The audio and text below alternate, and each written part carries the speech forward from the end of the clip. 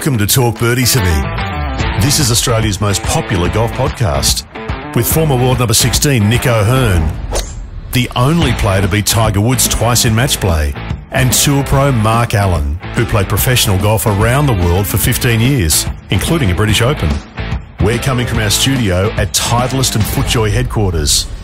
Titleist is the #1 ball in golf, and FootJoy is the #1 shoe and glove in golf. And thanks to our great partners, Watch My Numbers, the most powerful database golf app in the world. Download from the App Store or Google Play. Ping, as with Nick O'Hearn, will help you play your best. See your local golf shop or professional for a Ping Club fitting. The Golf Clearance Outlet beat everyone's prices. Visit golfclearanceoutlet.com.au for your nearest store. And Better, the fastest and easiest betting app in Australia. Now that's better. Now, from our studio at Titleist and FootJoy headquarters, it's time for Talk Birdie To Me. Here's Nick O'Hearn and Mark Allen. G'day everybody, welcome to a bonus episode. Now, we had a top 5 not long ago, Nick, that you did, which turned into a top 6, and it was for the best shots hit to win your first major. Yes. And we have had that much feedback. It is ridiculous. Well, I always miss something. So, and a lot of people are really angry and want to insert a shot in there. And have a crack at me. Before we get to this, I was at the Golf Clearance Outlet the other day. Oh, yeah. And it is the end of year financial sales are going crazy. Stock take sale, yeah. Stock take sale. I'm telling you, folks, if you're looking for some balls or some gloves or a new range finder, do it now. Get into your local Golf Clearance Outlet immediately, because there are just sale signs everywhere, absolutely everywhere. And if you're not near one, because they're in a whole bunch of cities, but if you're not near online, one, get it online. Go online. Golfclearanceoutlet.com.au. And of course, the prize today, Nick, you're going to have to judge this, Nick, because this is to find out the shots you may have missed. I'm not so sure he should be the judge, because well, he can easily just turn them all off and say, no, I was right. Where I think you would do that. I think you and I would do that. Would be a much better place to judge. Sure, whatever you want to do. Okay, all right, okay. I'll make my decision and you make yours. All right, well, we've got a lot of feedback on this, a lot of people. So let's go through a couple of them. Now, a couple of these are the same too, so a couple of the same shots. All right, first of all, this is from Cam Stewart. Guys, regarding the best shot to win a first major, does the recovery and putt on 16 for Seve in 1979 count? That's interesting. Was that out of the car park? It was the car park. It was the car park event. Yeah. I'm wondering if that was the shot out of the car park. Unfortunately, Seve got up and down and recovered so often. Yes. Well, the chip. Yeah. Well, no, that was 76 through the bunkers at Birkhill. Oh, yeah, but he didn't win that one. That was Johnny Miller. Yeah, that's right. No, it wasn't Johnny Miller. It was... No, it was Johnny Miller. Yeah, Johnny Miller beat Seve when he went through the bunkers. Yeah, absolutely. Bill Rogers. Okay, no, sorry. Johnny Miller for sure. Okay. Johnny Miller for sure. Across the bunkers, with the wind whipping from the left, Ballesteros with a very lofted club.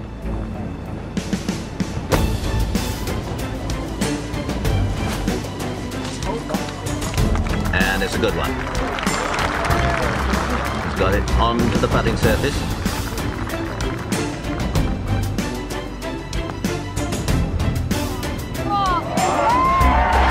And he only needs one.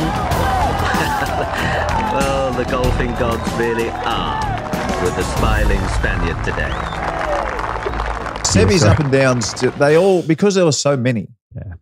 Well, that chip at Lytham, that was, just gorgeous. Incredible. Yep. Stewie goes on to say, by the way, I saw the trailer for Chasing Birdies, tips and hints with Mark Allen. That lime shirt, the strut, and the pout is on point. Yeah. Bit of Zoolander, was it? Or?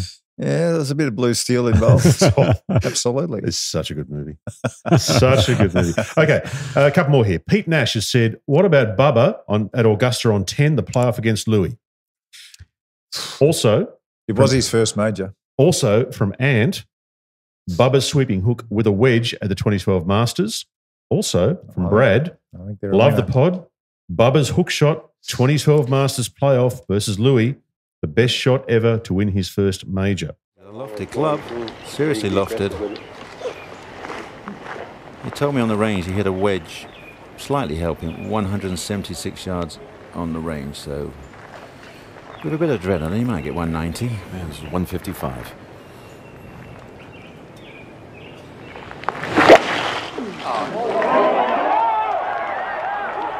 Did it hook? Oh, what a shot! Look at it. Snap hooking on the green and incredible. Absolutely incredible. I think we've had our first bullseye. It was a great shot. I will say that. It was easier being a left-hander to hit that shot. A right-hander couldn't have done it. Couldn't have done it. A lefty, it was easier, but it was still a great shot. That's a finalist? I did miss it, yeah. It's certainly in a top 5. You're not going to be stubborn, eh? I mean, that wasn't a ripper. It's a finalist. I'm not saying it's the one. Okay, See, all right. I thought we have to make a decision. It could be a whole new top 5. You said there was like 100. So by the time we're finished, it could be a whole new look. There is a lot. Okay. All right, here's the next one. This is from David. David Craig, actually. Okay.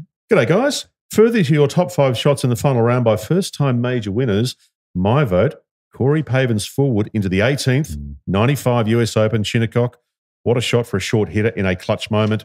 And from Angela, hey, boys, sorry, but as a proud Aussie golf fan, the 1995 US Open Corey Pavin forward into the 72nd hole has to be there because it was situational.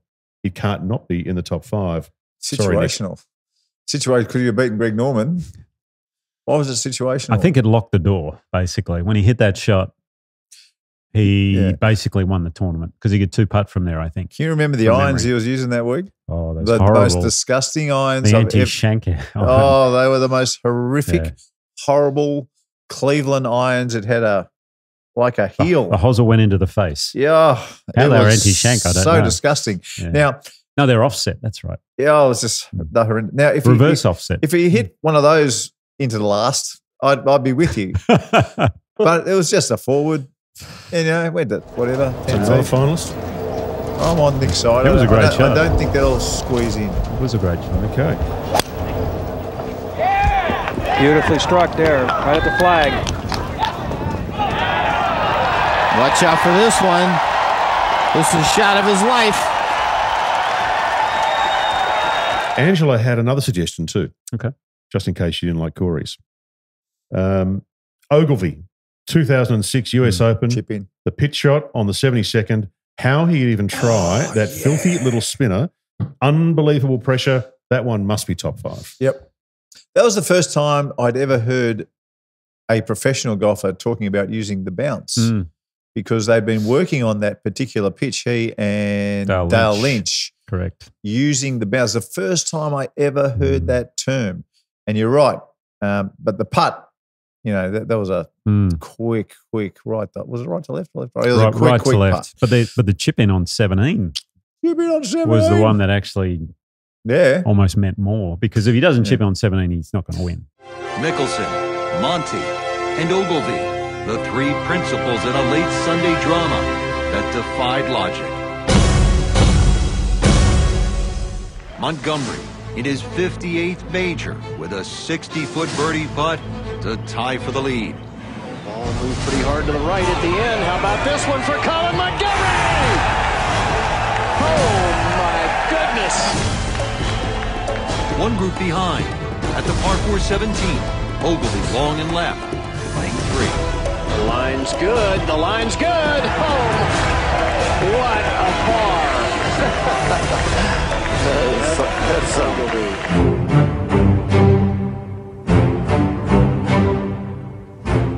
Monty with a share of the lead at 4 over par. Hit a very good tee shot that left him with only 171 yards. The situation seemed to be ideal.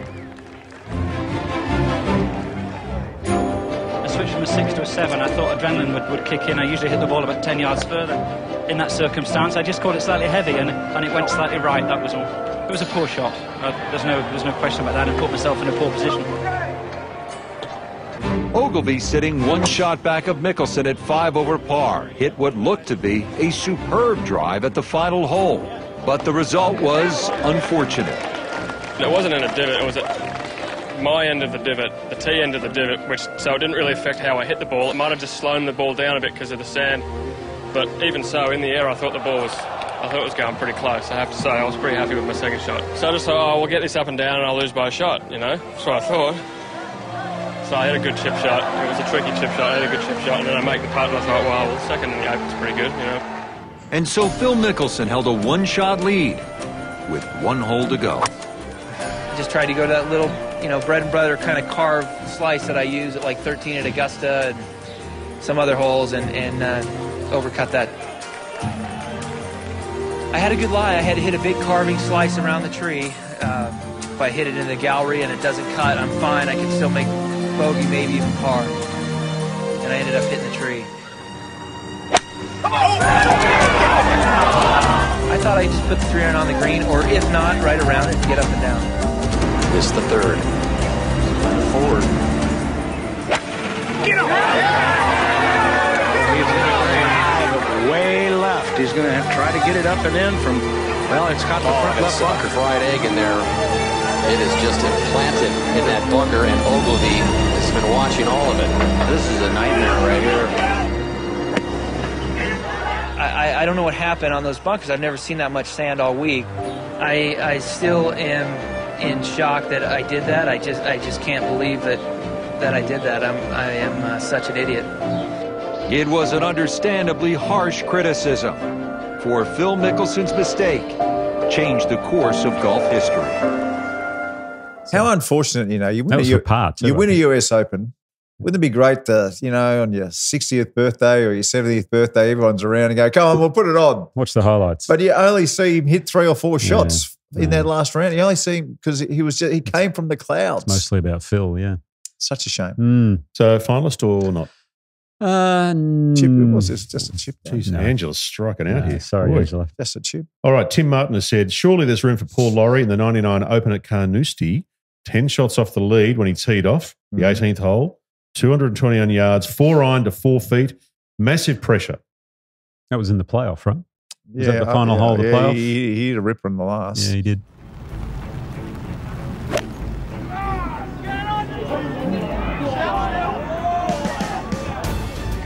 That'll do. Yes.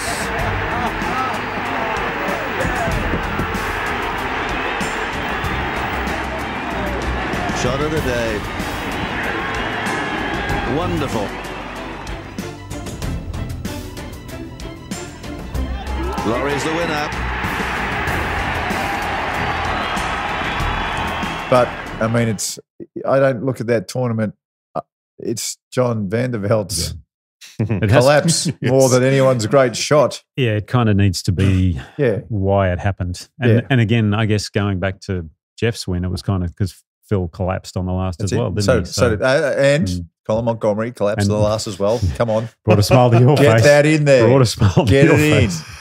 Well, it's funny you mention John Vanderveld, because Phil Gibson has said, what about Paul Laurie's 4 iron at Carnoustie in 99, hit it to about 4 feet to win the playoff? That tournament had it all with John Vanderveld melting down. So, Phil agrees with you. Yeah. You remember Craig Parry's funny quote in that one as well? So John Vanderveld had finally chipped it into the burn after it bounced back, and he was just there looking at it, and Parry came over and said, it was just submerged enough. If you wait long enough. The tide will go out. He'll be able to hit it. I think the tide was coming in. Good on you, Paz. Jack Johnston has said, what about Webb Simpson's chip to save par in 2012 in the US Open? Jack Johnson, I know that name. Yeah, he's a good guitarist and singer. I think he's a Kingston Heath member, that particular Jack Johnson. He's a terrific person. See, I like Jack. The thing about that one is I don't actually recall that one. So I don't think it's big. So if I don't recall it, if I can't recall it, it couldn't have been any good. It's got to be top through that one. Top of mind. So we get up there and it was an old drain hole. All the grass surrounding the hole was green and this was brown. So I thought maybe there's a drain underneath, and called the rules official over, and he allowed me to use a tee to see if there was a hard surface under there, and there wasn't, so I had to play it. I gave the shot about a 1 out of 3 chance for coming out the way I wanted, and luckily it came out. I've seen the replay. I looked pretty calm over that last putt, but I was not. I was a nervous wreck. You're thinking all these what ifs, and I was just thankful to make it. Andrew has also said Geoff Ogilvy's chip in on 17 in 2006. Yep. That's 17. That's the one, yeah. Yep. 23 rounder. Nick, and there's a couple of people said this one too. I think your top 5 is missing Wei Yang's hybrid into 18 to win the PGA over Tiger. Talk about there we go. Situational. Yeah, that's... Because I think the way I remember it is that he was the first person who ever beat Tiger who had a lead or co-lead going into the last round. That is correct. He never lost. He'd never lost. So that was a big hurdle. That was a big one. Clinging to a one-shot lead over Tiger Woods on the final hole, Y.E. Yang was left of the fairway with a tree in his path. He then struck a 3-hybrid onto a 3-tiered green to help seal his first career major championship victory.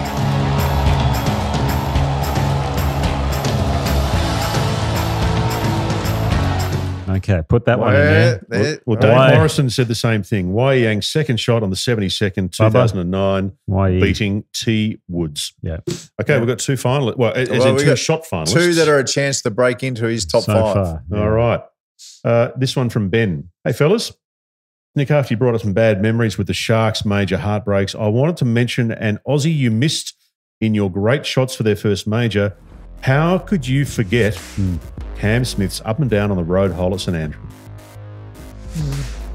Yeah, it was with a putter though. Yeah. Okay. Yeah. No, it was a great shot. It's but pretty good. Yeah. I thought you were going to go someone else with the putter then. But you know, your top five had Larry Mize chip in and Bob Tway holing a bunker shot, and not just an up and down. That was an up and down. These shots, are extraordinary shots to win your first major. Okay, I'm not sure if it's not. It wasn't extraordinary. Okay, all right. I'm sticking up for you. I should be. It was very, very good. It was an excellent putt. 1976 US Open. Jerry Pate hits a 5-iron from deep rough over water to 2 feet on the 18th with a pin cut pretty close to the front of the green to secure victory. Nick, please consider this one. Thanks, Adam. Was he using the orange ball? He was the first pro to use the orange pro staff back in the day. Was he really? Yeah, he was the first one. Now, was that Cherry Hills?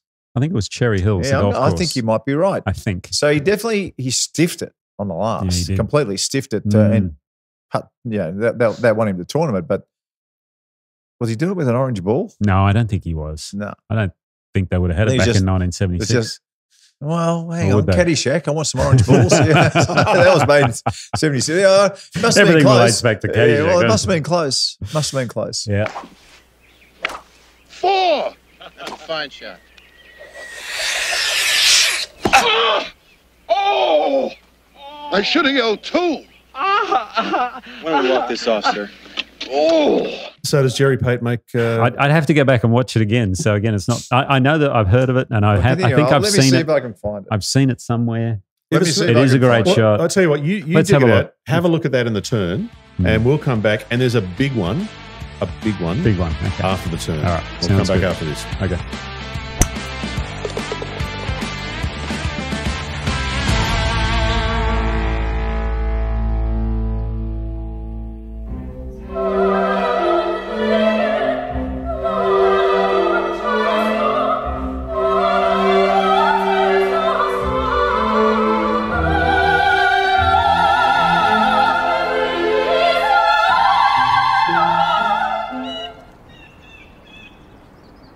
Looks good, man. Dude. Are we in slow motion, too?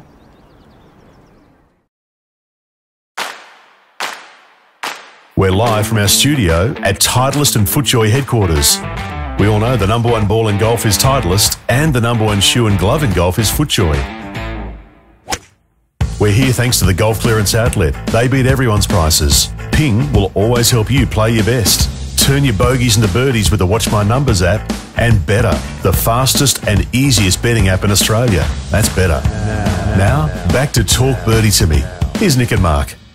So, Dan, did you manage to find the video? Yes, we've got it here. Do you want to have a Yes, look? please. Yes, please. This is Jerry Pate's shot. Yep. When was it? 1976 US Open. You couldn't quite remember it, Nick. So you want to refresh your Vaguely, memory. yes. Funny pants too, by the looks.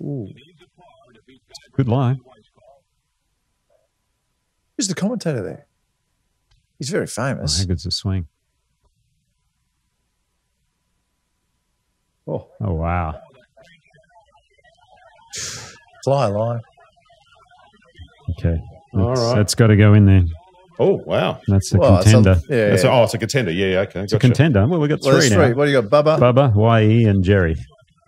Okay, now we might have a whole 5 new. Might have a whole new top 5. We've only got one more shot left to be suggested, but there's been multiple people who have suggested it. Okay, so I'll read these messages, and I think it's a big one. Okay, so we'll see what you think though.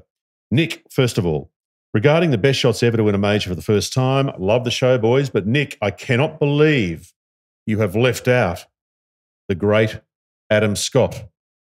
That putt on 18 at Augusta, lipping in with leash in the background, pure magic. Yeah. Our first and only Masters win. Come on, Aussie. Now. That was impressive. D. That was on the 72nd hole, however, right? it didn't win him the major. Yeah, that's right. It didn't win it. He had to win in the playoff. The playoff. Well, that's true. That's the next. technicality. D. Adam Scott's 15-foot putt on the second playoff hole in the rain to win the Masters in 2013. The photo of him in the rain after holing it, screaming, "Come on, Aussie," still gives me chills. Don't forget, this is to the point Nick made, he holed a 25-foot putt on the 72nd to get into said playoff. And Michael has also said a similar one. He'd blown the 2012 Open, Adam Scott, so he had that sitting on his shoulder. He was the first Aussie to have the weight of a nation on the other shoulder. Is it circumstantial? Situational. Situational. And he had to hit the winning shot twice. Putt on 18 in regulation, putt on 10 in playoff. That is my suggestion, Michael. It's not bad. It's just kind of a putt, though, isn't it? Creating a big case for an argument here. Well, it's just a 20-footer. Yeah, I'm happy to drop one of the Americans out for an Aussie. Meeting on the first tee on an overcast morning, and it ended with a finish, again, that will be replayed for years to come. Greg Norman, how close he had come, how he had inspired an entire country. There's Adam in the background with Greg at a President's Cup. But you think of the past major champions like Ferrier and Thompson and Nagel and Graham and Baker Finch and Grady and Elkington and Ogilvy and others who've had big careers and tried to win that green jacket, whether it was a Crampton or a Newton, a Devlin, an Appleby, an Allenby, or a Baddeley. They all tried over and over again for this very moment. The drought is over. Australia is wearing the green jacket. Well, that's your decision. No, apparently it's not. Apparently it's not. Well, what are the finalists? Have we gone through your top 5 first? Though? Okay. So I was just trying to remember earlier, and I've written it down. So I think it was number 5 was Colin Morikawa, his tee shot at Harding Park on the 16th, and made the putt for Eagle. JJ Spawn's tee shot 17 at Oakmont. Yep, an amazing tee shot. Ridiculous. 2-putted for birdie, which ended up giving him that nice cushion to play 18. Sean McKeel, his approach on the final hole at Oak Hill. I think it was a 6-iron. So about 6 inches. That was impressive. All right. The ejector. You're going to throw that as the ejector. Okay. I'd be pushing the button. Not for me, that one. Bob Tway. Remember that bunker shot that he holed? I mean, that was final hole to beat the Shark. And then obviously Larry Myers was number 1, that chip in, which just crushed, put a dagger through all Australian hearts. I don't think you can get rid of 1 or 2, unfortunately, because they were hold shots. Yeah.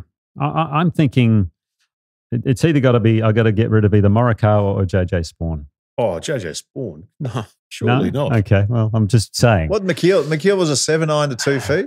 To 6 inches. 6 inches. He had a 1-shot lead. I mean, it was the shot of his life, all right, basically, yes, on the final hole. Yes. Whereas JJ and Colin was 16 and 17. So was Bubba's big hook. So maybe I should just Sean make it McKeel's? a top 6 or a top 7. Don't you dare. What are the ones that are finalists? YE and Bubba. Was there another one as a finalist? Jerry Pate. Oh, so Jerry Pate. I'd put Pate ahead of McKeel. But this is you. Yeah. I'd put Pate ahead of McKeel. And I would put Bubba ahead of JJ Spawn. But that's me. Well, we got to come up with one. Do? You got to have one out of those 3. Do you know what you could do? Bubba, YE, or Jerry. It doesn't matter about who gets knocked out of the top 5. Yes, it does. It matters which one of the Bubba, the YE, or the Jerry Pate. Because that's the one that gets the prize, right? Right. Well, why you got to choose the one that gets the prize, and then we're going to choose the Wolfpacker of the multiple ones who chose that to get the prize. Yes, okay. So we'll do a random choice at that point. I know which one for me should go into the top 5 if I was going to drop any one of them. Oh, okay. Out of the 3, the Bubba, YE, or Jerry. So I'd get rid of YE because he's in the hybrid. I mean, hit a 4-iron for Christ's sake. But I don't know if I get the final decision on this. So, well, you are. I think you have to. I think you have to. So for me, the situation, everything, the shot, the history of what had happened beforehand, and how this guy had never lost a tournament is YE Yang beating Tiger Woods. Who are you dragging out? So that shot goes into the top 5. And who comes out? That's a good question. I'm going to drag out Colin Morikawa. I don't know. Did he win by 1? I don't know, but that was a drive to 6 foot. I know. Well, okay. Well, I'll tell you what. While you do that, we've got YE Yang. We've got 2 people. We've got to make a decision. We've got to make a decision here. Well, isn't he making the YE Yang decision? I've made up my mind on that. Okay. So I'm just ripping this bit of paper. So Morikawa out, YE in. Sure. And who suggested the YEs? Well, this is why this is what I'm doing. If there's only 2, there's only 2. Okay. No, only 2. So there's 2 people here. Yes. 2 people there. 2 bits of paper. Yes. Nick, choose a bit of paper. Top or bottom? High or low? We'll go high. Okay. All right. Whoever that is on their name, I don't know who it is. Whoever that is, they are the winner. There's actually 2 bits of paper here. So. Yeah, sorry about that. Okay, it got ripped in half. All right, Dave Morrison. Dave Morrison. Good on you, Dave. Right, well done, Dave. So Dave has won. Here's what Dave's won. Dave has won $250 to spend at the Golf Clearance Outlet in his local store or online, which is great. Dave has also won team's entry into the Golfies tournament, which is a 2-person Ambrose across a 4-week period. If you win 8 tournaments, you will win, or 8 matches, you'll win a $25,000 trip to Thailand. Unreal. All expenses paid. So Dave needs to take someone with him now. Yeah, that's okay. right. Well, what about the other person that had YE Yang? Who was the other person? We're not a matchmaking service. We don't do that. If you want to enter the Golfies tournament, by the way, it's a ripper. Go to golfies.com.au, use the discount code BIRDIES, and you get 40% off. Nice. Well done, Dan. Thanks for organising that. We appreciate it. So does the Wolfpack. Good on you guys. We'll see you next week. All right. And that's been Talk Birdie To Me, Australia's most popular golf podcast, with Nick O'Hearn and Mark Allen, coming from our studio at Titleist and FootJoy headquarters.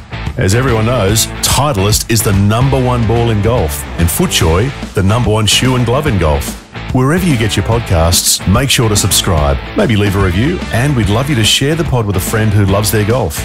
Huge thanks to our fantastic partners. Ping, like they do for Nick O'Hearn, will help you play your best. You can see your local golf shop or professional for a Ping club fitting.